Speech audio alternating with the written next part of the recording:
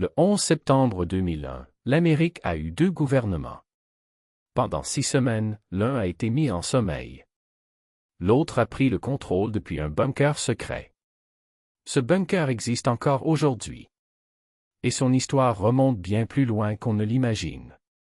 La guerre froide n'a pas seulement été une compétition d'idéologie ou d'armement. Elle a aussi été une course souterraine. Une architecture massive, invisible, conçue pour survivre à l'inimaginable. Des abris capables de résister à des frappes nucléaires, de maintenir l'ordre et de perpétuer le pouvoir. Mais ces structures n'étaient pas que des refuges. Elles étaient les nœuds d'un réseau de continuité, de contrôle et parfois de secret absolu. Dans cet épisode, nous explorons les liens historiques qui unissent ces bunkers à certains des moments les plus critiques de la seconde moitié du XXe siècle. Mount Weather, en Virginie, est l'un des plus emblématiques.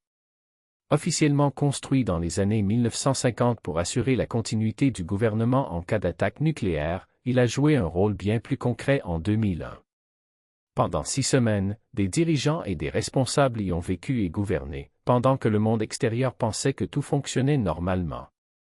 Ce n'était pas une anomalie. C'était l'application d'un plan vieux de plusieurs décennies, codifié sous le nom de COG, Continuity of Government. Ces protocoles, partiellement déclassifiés, révèlent que ces abris n'étaient pas seulement des refuges. Ils étaient conçus pour devenir des centres de commandement alternatifs, capables de prendre le relais du pouvoir civil en cas de crise majeure. Mais les États-Unis n'étaient pas seuls dans cette course. De l'autre côté du rideau de fer, l'URSS construisait ses propres bunkers, tout aussi secrets, tout aussi massifs. En Allemagne de l'Est, des structures souterraines parallèles ont été découvertes après la chute du mur, révélant une symétrie étonnante. Les bunkers de l'OTAN et ceux du pacte de Varsovie partageaient des similitudes structurelles frappantes, profondeur calculée, épaisseur de béton, système de filtration d'air, stock de nourriture et de médicaments. Cette architecture souterraine n'était pas seulement une réponse à la peur. Elle était l'incarnation physique de la doctrine MAD, destruction mutuelle assurée. Chaque camp construisait son abri en sachant que l'autre en faisait autant, dans une spirale de terreur et de préparation. Pourtant, ces bunkers n'étaient pas destinés à tous. Les documents déclassifiés montrent que certains protocoles prévoyaient la sélection d'élites, dirigeants, scientifiques, économistes, experts en communication. L'idée n'était pas seulement de sauver des vies, mais de préserver l'infrastructure du pouvoir et de la connaissance. Pendant la crise des missiles de Cuba, en 1962, ou lors de l'exercice Able Archer 83, en 1983, ces bunkers étaient prêts à être activés. Ils n'étaient pas seulement des refuges.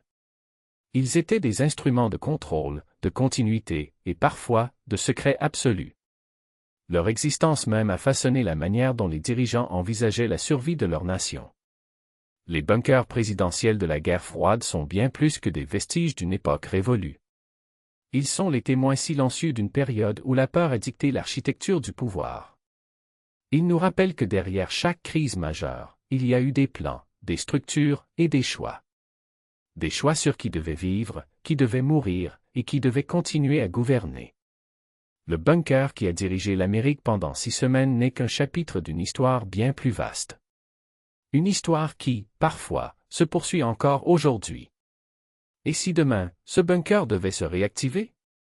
Qui serait prêt à prendre le relais? Et surtout, qui décide vraiment quand l'Amérique est en danger?